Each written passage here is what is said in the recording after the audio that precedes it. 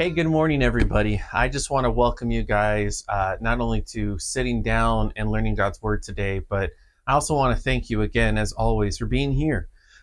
If you guys missed out, I just wanted to let you know we had a wonderful, very beautiful, and just radiant Christmas Eve service. And again, if you're one of those that just watches online and you're unable to attend physically, we totally understand. We love the fact that you choose to hang out with us and spend your time. Again, like I said, there are thousands of other pastors, thousands of other churches you could be listening to, but you choose to hang out with us. So again, huge thank you. For those who can join us, we want to personally invite you to come to the physical church. So again, if you guys can, we would love to see you. There are just these moments. Christmas Eve service was one of those where it's like we gathered together. It was just a small gathering, no more than like a 45-minute service. But man, it was beautiful. It was wonderful. It was just one of those you walked away feeling the Spirit of God moving and doing something new. That being said, as we are literally about to close the last chapter of 2024, walking into 2025, I want to share with you guys a story. It's still Advent, by the way, even though, yes, we've gone through Christmas. We celebrated the birth of Christ and the significance of how everything that we had been studying, the few, and I do say few because there are dozens and tons of different prophetic words within the Old Testament that point towards the Messiah that Jesus fulfilled. So we were only able to pick maybe a handful of those, and all of them pointing to the birth of Christ. But now I want to walk with you guys through this kind of, we've gone through his birth, and what about his life kind of thing, So before we go into 2025, and trust me, there is a whole slew of new things that are happening in 2025 that we want you to be a part of, that we want you not only to watch, but also to participate in. Like I said, not everyone can come to the church physically. That is fine. But we don't want you to feel like you're, just the outsider. No. You are still part of this community of faith that is literally walking on their own 2 feet, following Jesus one step at a time. So it's just kind of the bringing everything together and making sure that everyone feels at home. Our story today goes to Jesus still once more, but now we are looking at 12 years since his birth. Okay, so if you guys have your Bibles, you want to turn to the author of the gospel, which is Luke. Luke is one of the 4 gospel writers. There's Matthew, Mark, Luke, as we're reading right now, and then John. For today, we're looking at a story that is very specifically found in Luke, because Luke felt we need to know a little bit about who Jesus is and what was he like even as a child. The other gospel writers don't write about that. They do talk about his, virgin birth and the fact that he was, miraculously born and all the ins and outs, the shepherds, angels, the whole announcement. And then they fast forward into his life and ministry. Or in Mark's case, you ignore all that and you just go into Jesus's life and ministry. But Luke tells us this beautiful story that I want to share with you guys today. So if you have your Bible, you want to turn to Luke chapter 2, but you want to start going towards the end of the chapter, starting at verse 41. And I'll read it with you guys, okay? Every year, his parents traveled to Jerusalem for the Passover festival. When he was 12 years old, they went up according to the custom of the festival. After those days were over, they were returning. The boy Jesus stayed behind in Jerusalem, but his parents did not know it. Assuming he was in the traveling party, they went a day's journey. Then they began looking for him among their relatives and friends. When they did not find him, they returned to Jerusalem to search for him. After 3 days, they found him in the temple, sitting among the teachers, listening to them and asking them questions. And all those who heard him were astounded at his understanding and his answers. When his parents saw him, they were astonished, and his mother said to him, "Son, why have you treated us like this? Your father and I have been anxiously searching for you." "But you were searching for me?" he asked. "Why were you searching for me? Didn't you know that it was necessary for me to be in my father's house?" But they did not understand what he had said to them. Then he went down with them and came to Nazareth and was obedient to them. His mother kept all these things in her heart. And Jesus increased in wisdom and stature and in favor with God and with people. An interesting story that Luke tells us. A story that is as much important as much as all the other stories that we find out about Jesus. And the reason why this one, which is interesting that it's just one, a very short story, and two, it's almost like you ask yourself several questions. Luke, why did you feel the need to include this? Secondly, what is it about this literal, very quick, very short story that I'm supposed to learn? Well, we want to start off with understanding the historical context of everything that's going on. First off, we know that Luke is the author. And who is he writing to? That one person who either hired him or asked him to tell the story of Jesus, which is Theophilus. So Luke is writing all the details according to his research. And mind you, he's a doctor. So he's one of those pretty studious kind of guys. So he's looking into the story of Jesus and he finds this story of when he was young. Now, I first want to begin with what's going on within the story itself. Well, first we have a little family, which if you and I think of family, we think mom and dad, kids. Boom, we're done, right? Not in Jesus's day. You see, in Jesus's time, there is not just what we call the nuclear family, so that is mom, dad, kids. There's also, mom's side of the family, dad's side of the family, and their sides of the family, and everyone kind of hangs out together very often. And the reason why is because when you need help and when you are in a desperate situation, family is the one that you can rely on, and family is the one that's going to help each other. It's more of a tribal understanding. So it's not just we're just going to find a neighbor like we do today, and your family's, off and about, and they all live in different states or even different areas. No, family's close. That being said, this particular family, Joseph, Mary, and Jesus, and then all the other relatives, all right? It was customary for certain Jewish holidays, not all of them, okay? And I have to make that clear. There are several Jewish holidays that you can celebrate at home, no problem.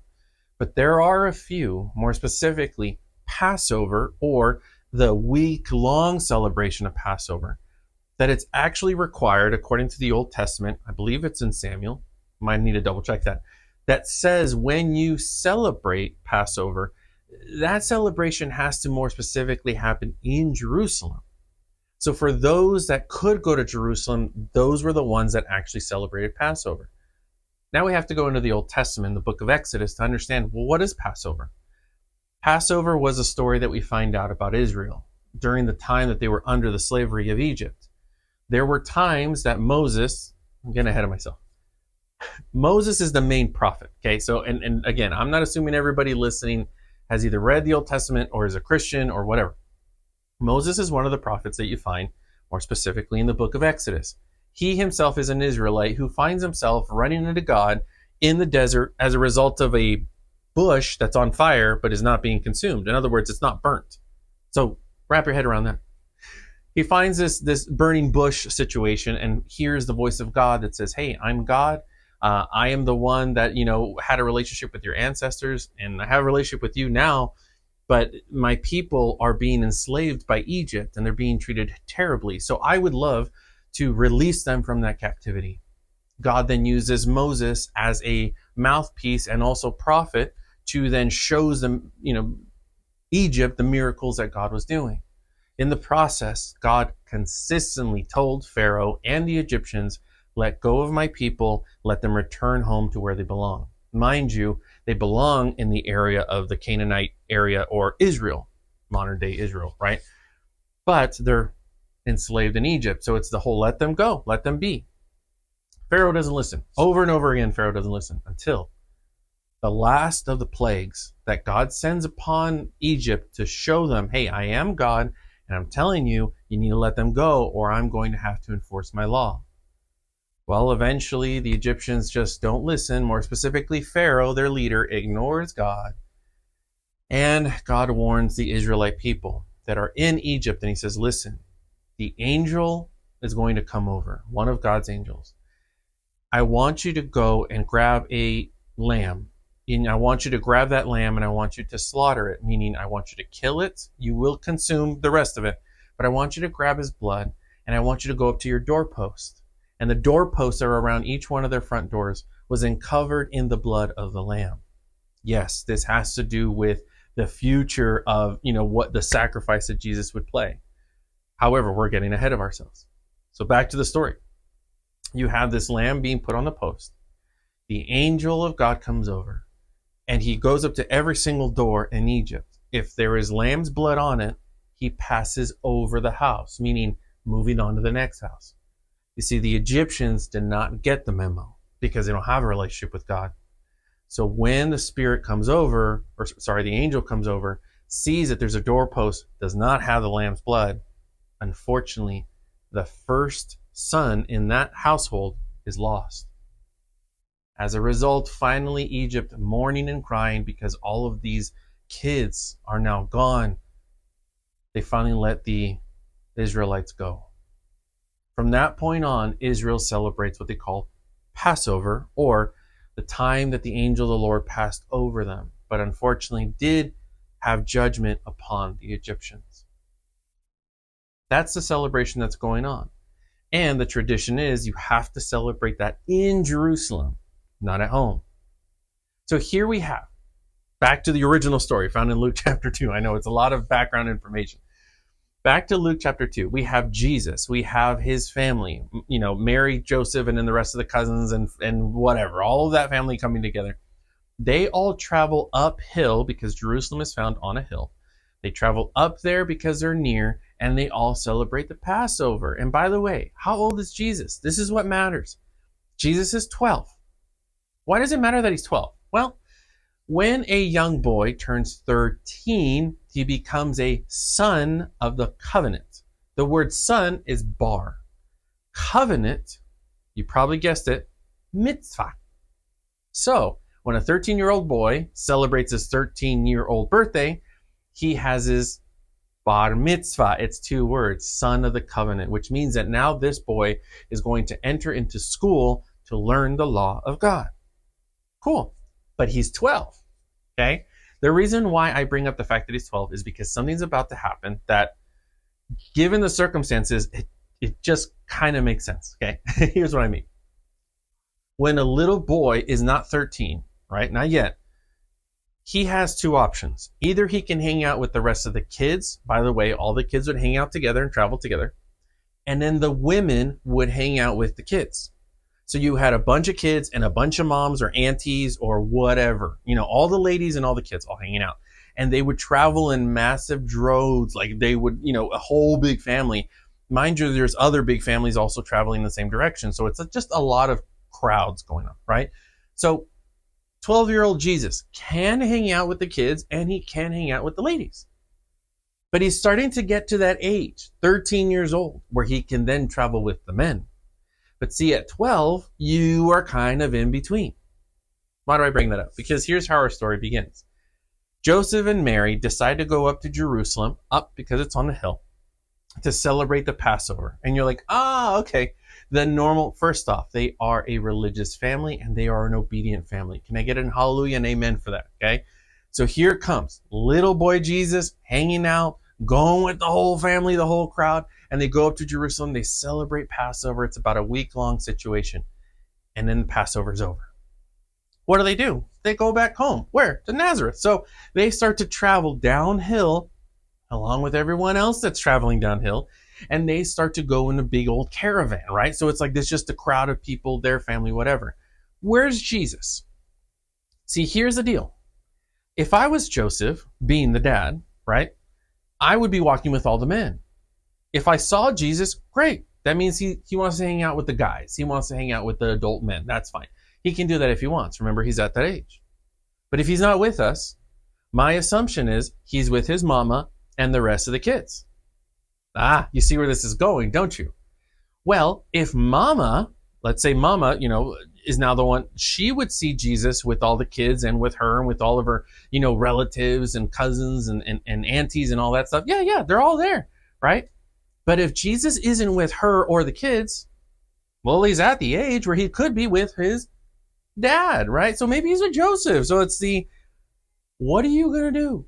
You're going to do the one thing that all parents do. I'm assuming that the other parent has the kid.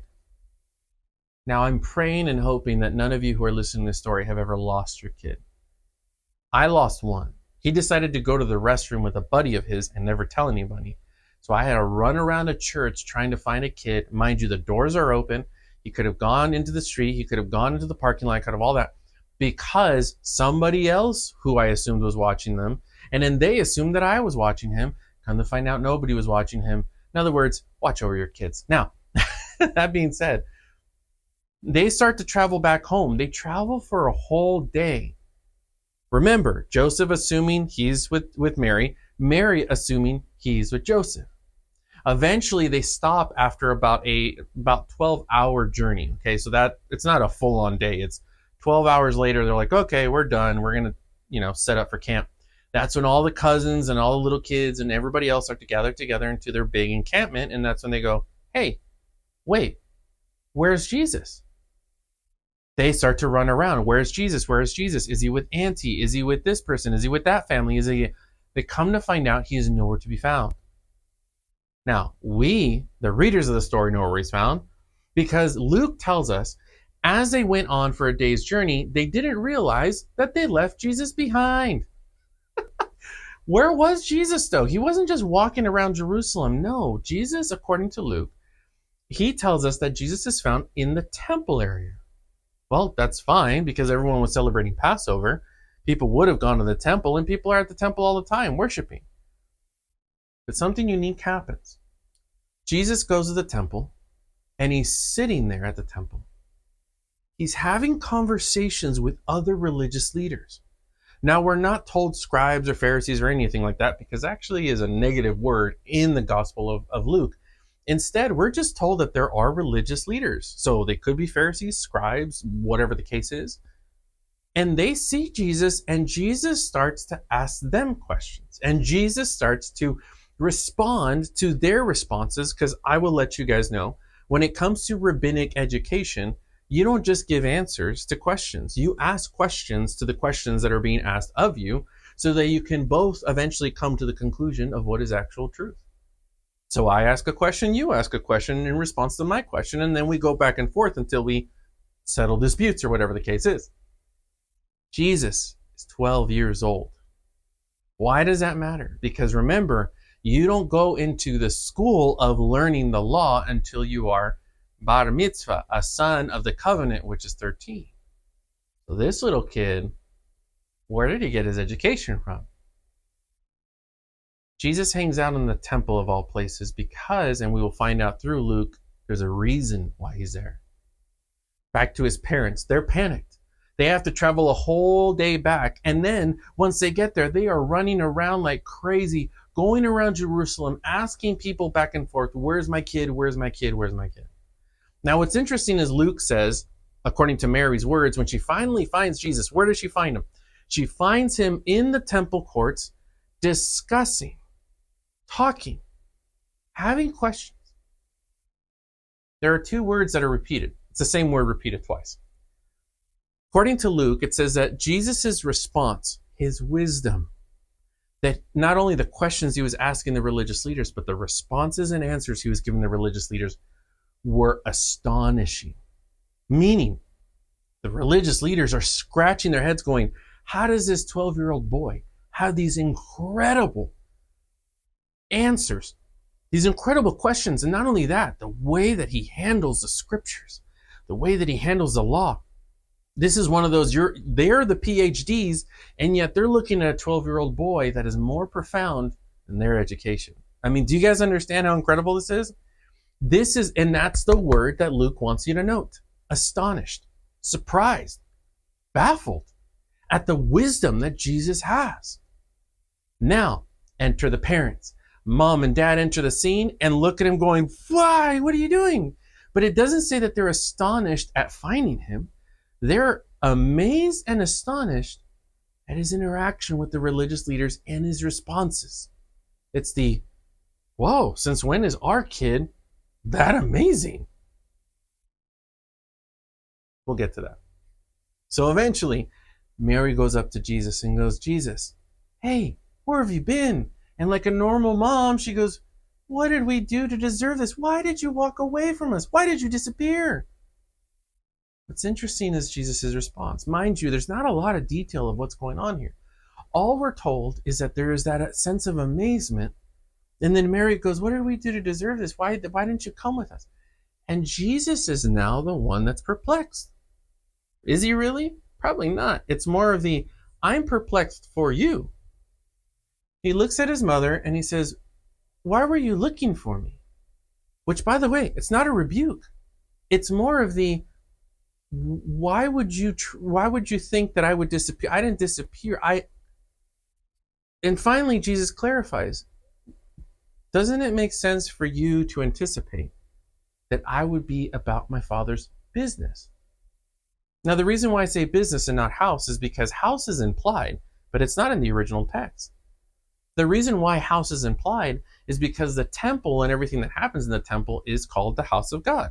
So house is implied, but the word house isn't used. Instead, Jesus' words are very clear. Why would you be searching in other places when the more obvious answer is that I would be in and involved in the things that my Father has business in? It's his affairs. It's his stuff. Why would I not be in his stuff? That's the question. The question that ultimately Luke wants us to note. Where did Jesus go? Well, where did you think he went? Wouldn't you think that you would find him in the places and spaces and doing the things that his Father would be doing? Pause right there. Remember earlier I said that Mary and Joseph, his mother and father, were looking for him? If you're a Bible nerd, you're probably sitting there going, oh, Joseph technically isn't his father. It's more of his adopted father. Yeah, but if they wrote down adopted father, that would be very awkward in the text. But instead, Luke says, go ahead, call him dad, because he is an earthly dad. But Luke makes it very clear. What does Jesus say? Why would I not be about my Father's affairs? Not Joseph's affairs, my Father.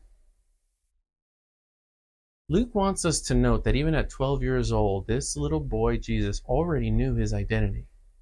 He knew who he was, and he knew about his special sonship to the Father, and he knew the Father. So, for his logical sense, this is where I should be, in the place where my Father is interacting with other human beings, because this is my Father's world. So he's not mad. He's not rebuking mom. He's not rebuking Joseph. He's not upset. He's just going, doesn't it make more sense that you would find me here doing the things that my Father would be doing? What's interesting is it says that Mary takes Jesus and Jesus obediently. And I want you to note that. Although Jesus is in Jerusalem doing his Father's things, that's because of his unique relationship that he knows he already has, even at a young age, with the Father. But he doesn't neglect the law. And the law says, you guessed it, honor your mother and father. Obey them. So what does he do? When they find him, they go, you want to go home? Let's go home then. He obediently leaves with them. But it says that Mary did something. Mary, similar to his birth, took in everything that she was observing. She started to think about these things, process these things. You see, in the story of Luke, we're told that Jesus' birth, miraculous. What happens?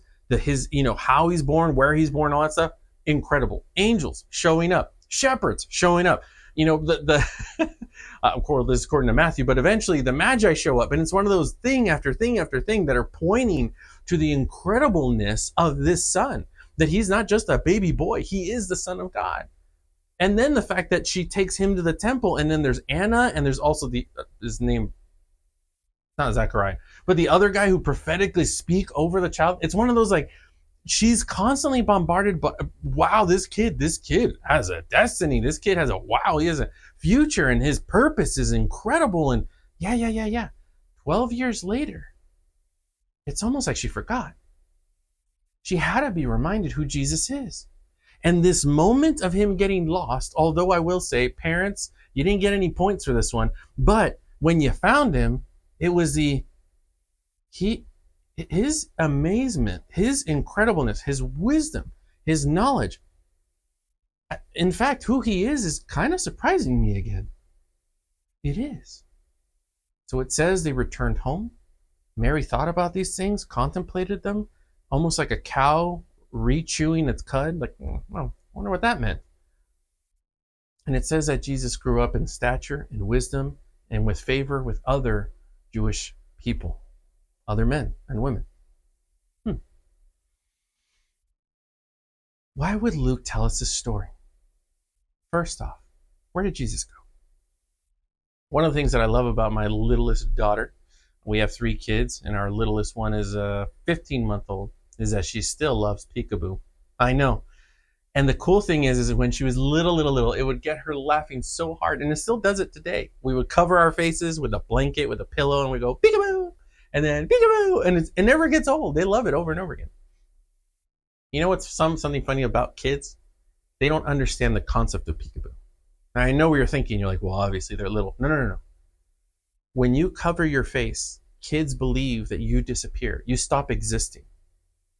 So for them, when you uncover your face, they're like, oh my gosh, you came back. Where did you go? I don't understand. So this whole thing becomes a game to them of you disappear and then you reappear.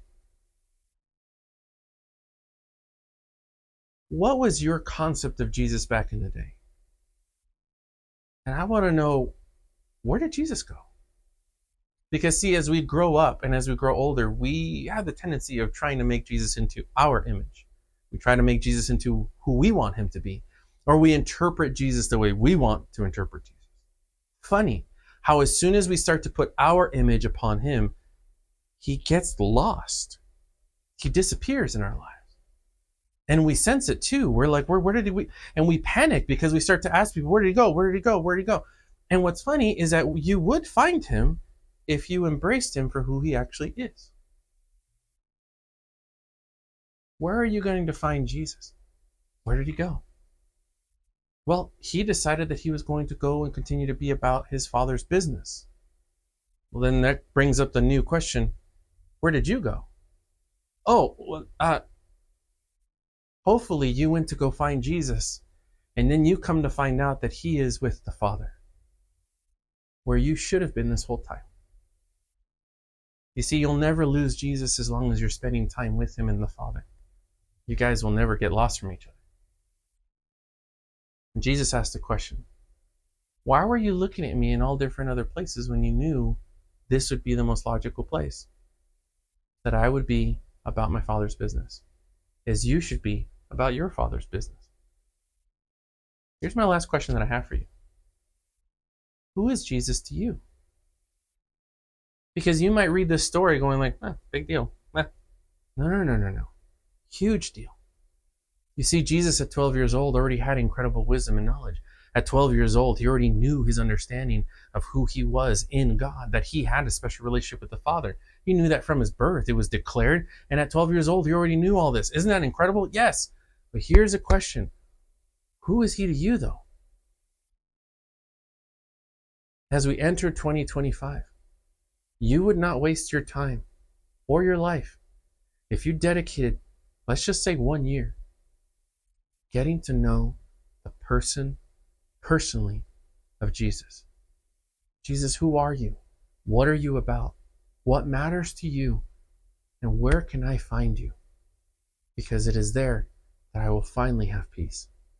When you and I are together in the presence of our Father and about his business. Grace and peace be with you. As we enter 2025, these are the questions that we want to ask. Remember, this is the way. We'll see you guys.